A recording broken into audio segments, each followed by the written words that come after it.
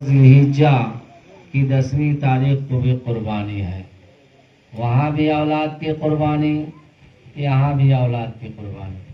لیکن رب نے کرم فرمایا اپنے خلیل پر، اور وہ کرم ہمارے نبی سرور کائنات صلی اللہ علیہ وسلم کی وجہ سے ہے. اس لیے کہ حضرت اسماعیل علیہ السلام باقی نہیں رہتے تو ہمارے نبی انہی کے نسل سے اس دنیا میں ان کا آنا تھا. اگر نہیں ہوتے تو سبب کیا ہوتا؟ رب تبارک و تعالیٰ نے اس سبب کو برقرار فرما کر حضرت ابراہیم علیہ السلام سے مطالبہ فرمایا تھا قربانی کا، اولاد کی اپنی بارگاہ میں قربانی پیش کرنے کا.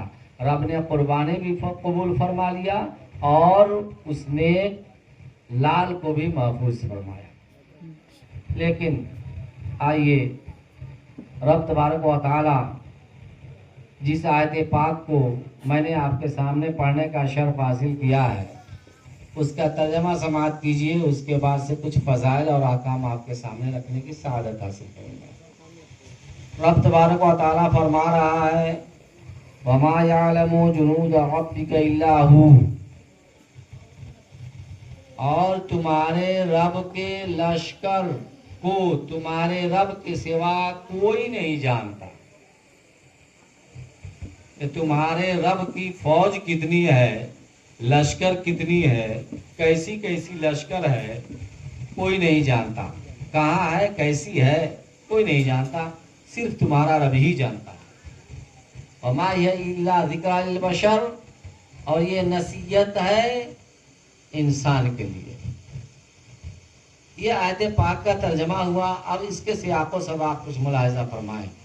چونکہ اس ماہ مبارک کے بعد آنے والا مبارک مہینہ جس کے اندر قربانی کی سعادت ہمیں اور آپ کو نصیب ہوگی، قربانی کی تاریخ حضرت ابراہیم، حضرت اسماعیل، حضرت ہاجرہ علیہم الصلاۃ والتسلیم کی احوالات اور مصائب جو گزرے ہیں انہی کی نقل حج کے اندر موجود ہے.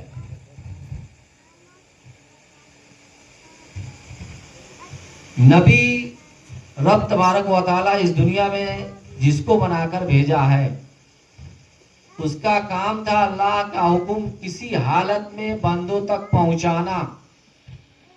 ہادی بنا کر بھیجا، تمام مصائب و آلام کو برداشت کرتے ہوئے قوم کے سامنے حاضر ہونا اور قوم کے سامنے اپنی زندگی کو پیش کرنا اور اللہ کے پیغام کو پہنچانا. یہی وجہ ہے کہ بہت سے نبیوں کو ان کی قوموں نے شہید کر دیا، قتل کر دیا. پھر بھی وہ قتل ہو گئے لیکن اللہ کا پیغام کو قوم تک پہنچایا.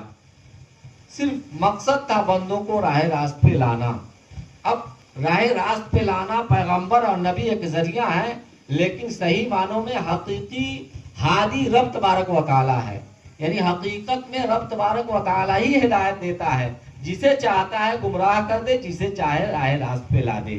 تو بولی وہی کثیر یہدی وہی کثیرہ، وہ جسے چاہتا ہے زیادوں کو گمراہ فرما دیتا ہے اور بہت سے زیادوں کو ہدایت عنایت فرماتا ہے.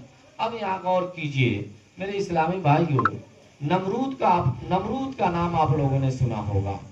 یہ نمرود کے زمانے میں حضرت ابراہیم علیہ الصلوۃ والتسلیم کو مبعوث فرمایا اور پرورش بھی ایسی فرمائی جو انوکھی پرورش ہے.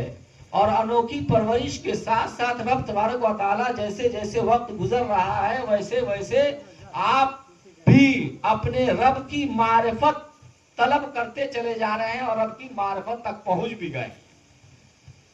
یعنی میری بات کٹھن معلوم ہو رہی ہے لیکن میں چاہتا ہوں اس کو سلیس پیش کرتا چلوں، آسان لب و لہجے میں آسان جملوں میں پیش کرتا ہوا چلوں. درود شریف پڑھیے اللہم صلی علی سیدنا مولانا محمد وعلی الجد والکرم علیہ وآلہ وسلم صلی علیہ وسلم وسلام علیہ یا نور اللہ صلی اللہ تعالی علیہ وسلم. خلاصہ یہ میں کہنا چاہتا ہوں کہ جس وقت حضرت ابراہیم علیہ الصلوۃ والتسلیم کو نارے نمرود میں ڈالنے سے پہلے اور بتوں کو چکناچور کرنے سے پہلے یہ سارے کام غار میں ولادت کے بعد اور غار سے نکلنے کے بعد जानवरों को नामों की पूछताछ की गई, तालीम दी गई, चांद सूरज को देखा, सितारों को देखा, और एक को चांद सितारे को देखा, अपना माबूद ठहराया, बाद में उसमें तब्दीली देखी, उसको इनकार कर बैठे। चांद को देखा, उसको भी अपने कहा कि ये मेरा रब है, उसके अंदर भी तगय्युर तबद्दुल देखा, तब्दीली देखी, आपने इनकार कर दिया। सूरज को देखा, जो कहा कि बहुत बड़ा है, सारी दुनिया को रोशन करता चला जा रहा है, यही मेरा रब है, उसके अंदर भी तब्दीली आई, जवाल पैदा हुआ, आपने भी उसको इनकार कर दिया।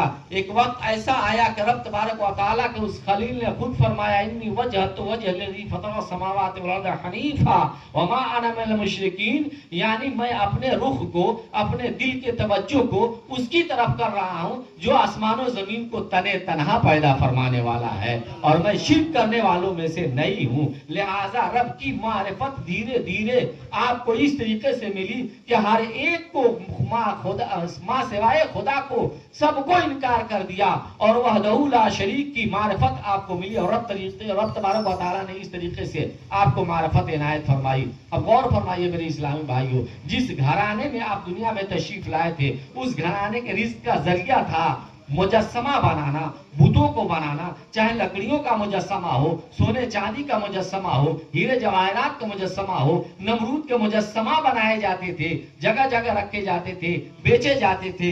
हकीकत में आजर हजरत इब्राहिम अलैहिस्सलाम के चचा हैं, लेकिन गौर फरमाइए, चचा बनाते थे, आपको देते थे बेचने के लिए, जबकि बेचने से पहले भी आपने फरमाया था, या अबती लिमा ताबुदु मा ला यस्मउ व ला युबसिरु व ला युगनी अन्का शैया। ऐ मेरे बाप, चूंकि चचा भी बाप अरबी में कहा जाता है, इसलिए आप मुखातब होकर फरमाते हैं, ऐ मेरे चचा, आप ऐसे को क्यों इबादत करते हैं, न जो सुनता है, न देखता है, न जो आपकी जरूरत को कोई पूरी करने वाला है। लेकिन गौर फरमाइए मेरे इस्लामी भाइयों, इस तरीके